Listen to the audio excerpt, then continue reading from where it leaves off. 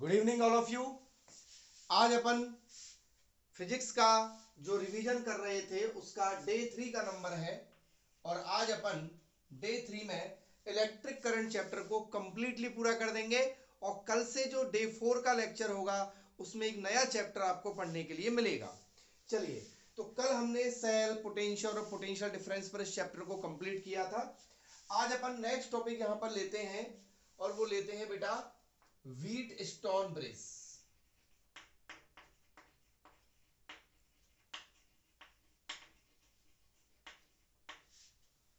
Wheatstone bridge का topic RBSC के अंदर और सीबीएसई के अंदर बहुत इंपॉर्टेंट है और आने की संभावना पूरी पूरी है। देखिए, व्हीटस्टोन ब्रिज का मतलब क्या होता है, हम 5 रेजिस्टेंसेस का एक कॉम्बिनेशन यहां पर लेंगे। 5 रेजिस्टेंस में यहां पर बना देता हूं और उन रेजिस्टेंसेस को कुछ मैं जिस प्रकार से बना रहा हूं उसी प्रकार से आपको सीखने की आवश्यकता है और इसका जो डेरिवेशन है वो हम करने की कोशिश करेंगे अभी, ठीक है। और यहां पर एक रेजिस्टेंस मैंने बीच में लगा दिया है, ठीक है।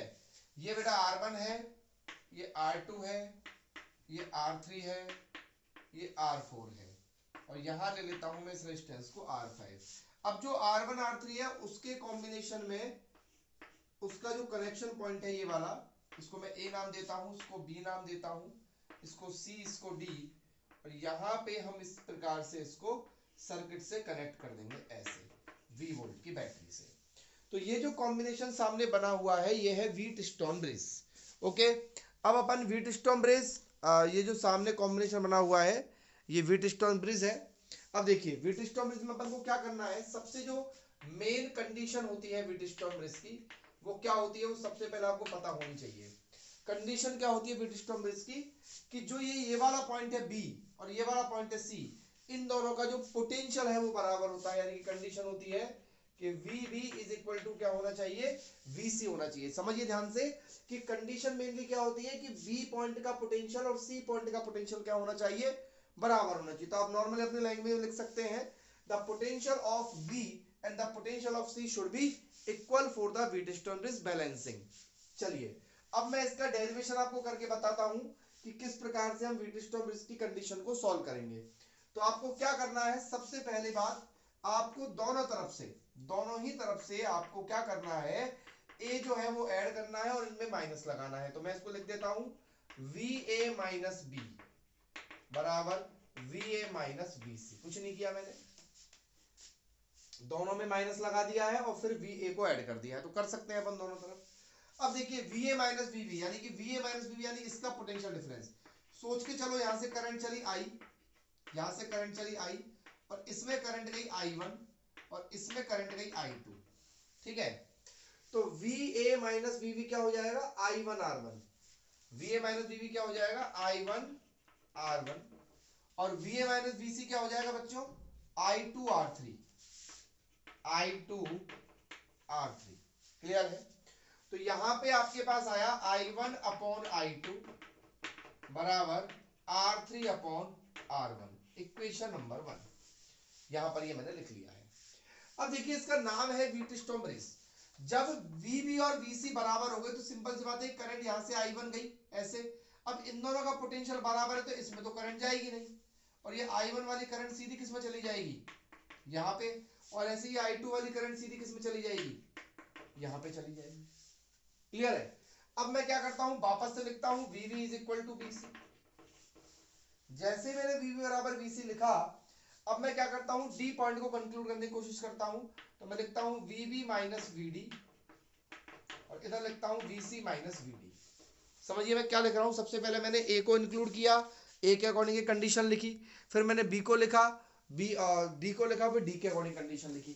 अब VB माइनस VD क्या हो जाएगा बताइए, I1 R2 और VC माइनस VD क्या हो जाएगा, I2 R4। यहां से वापस मैं लिखूंगा I1 अपॉन I2 बराबर R4 अपॉन R2। ये मैंने इक्वेशन नंबर 2 लिख दी।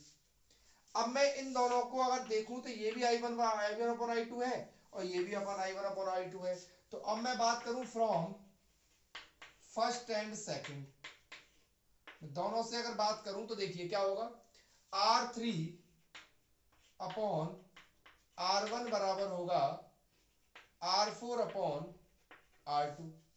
अब मैं इसको मैं थोड़ा सा सॉल्व करूं तो आ जाएगा R1 अपॉन R2 बराबर R3 अपॉन R4। तो जब भी एग्जाम में व्हीटस्टोन ब्रिज आ जाए तो उसकी डेफिनेशन लिखिए, उसकी कंडीशन लिखिए और इसको सॉल्व कर दीजिए, तो आपका व्हीटस्टोन ब्रिज का क्वेश्चन सॉल्व हो जाएगा। अच्छे से देख लीजिए इसको कैसे किया है और 2-3 बार इसको अपनी कॉपी में करेंगे तो आपको याद हो जाएगा। इसके बाद नेक्स्ट इंपॉर्टेंट टॉपिक जो इस चैप्टर का है वो है किरचॉफ लॉ।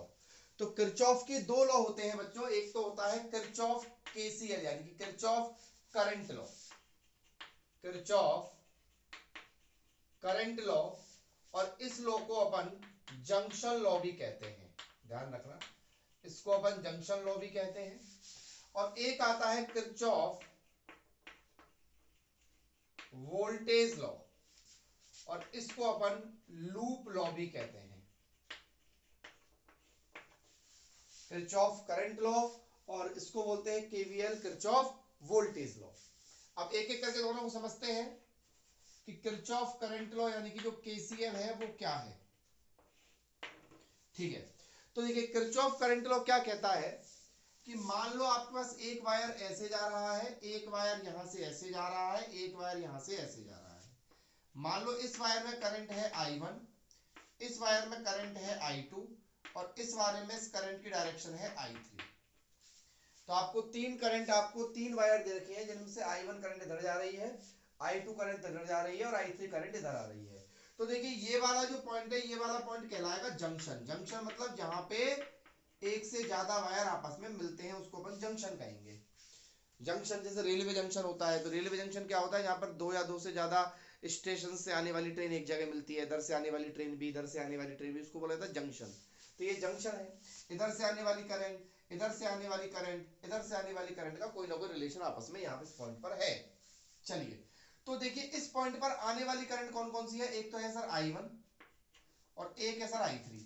तो I1 plus I3, I1 plus I3 बराबर जाने वाली करंट कितनी है I2।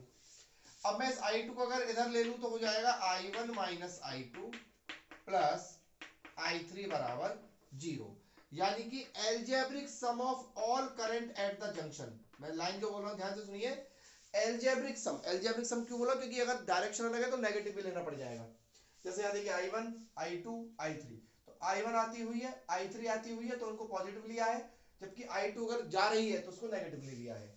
तो algebraic sum of total current at the junction is always 0। This is the first law, this is the junction law, this is the KCL Kirchhoff current law.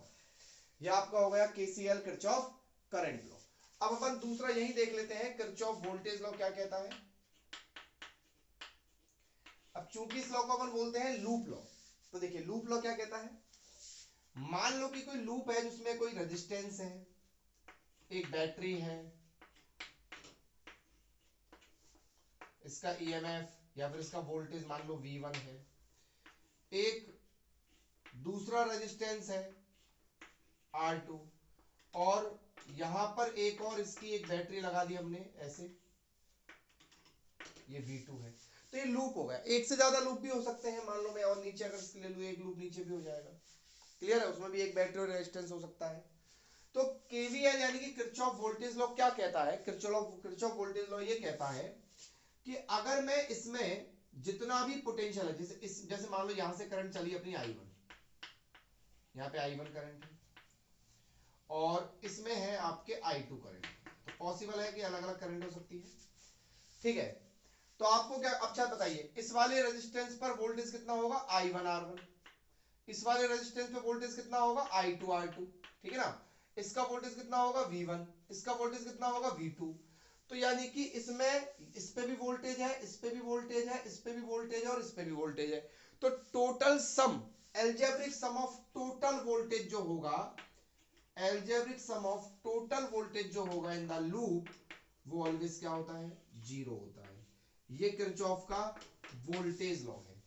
तो दोनों laws को ध्यान से समझिए, आपको लिखना आना चाहिए। मान लो एग्जाम में आपसे पूछ लिया कि what do you mean by Kirchhoff laws, explain any one law या फिर एक्सप्लेन बोथ लॉज, तो आपको सबसे पहले लिखना है केसीएल के बारे में। तो केसीएल के बारे में आपको ये डायग्राम बना देना है, लिख देना है, और एक स्टेटमेंट आप अपनी कॉपी में से, अपने नोट्स में से याद कर लीजिएगा, बहुत इंपॉर्टेंट है। और दूसरा केवीएल है कि भाई इसमें टोटल करंट जीरो होती है, और इस total current at the junction zero होती है, और इसमें total current eight total voltage in the loop zero होता है।